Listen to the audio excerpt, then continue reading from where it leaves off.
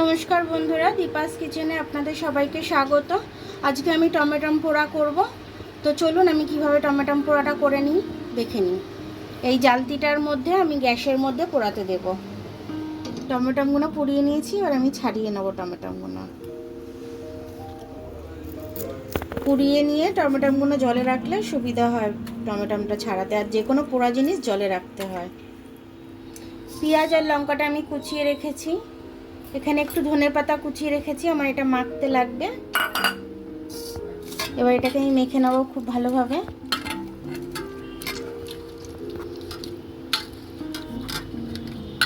টমেটোটা মেখে নিলাম আমি।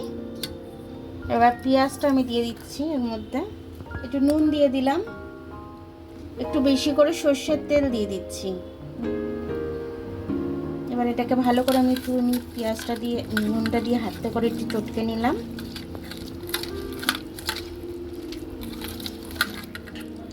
ধনে পাতাগুলো দিয়ে দিচ্ছি। এবার এটা আমি খুব সুন্দর করে মেখে নিলাম। এটা কিন্তু খেতে খুব টেস্টি হয়েছে। দেখুন আমার ভর্তাটা হয়ে গেছে। ওতে একটু তেল ছড়িয়ে দিচ্ছি, আরও সুন্দর লাগবে খেতে, সর্ষের তেল। দেখুন আমি টমেটোগুলো পুড়িয়ে নিয়েছিলাম। পুড়িয়ে নিয়ে এরকম ইজিভাবে এরকম ভর্তা করে নেবেন।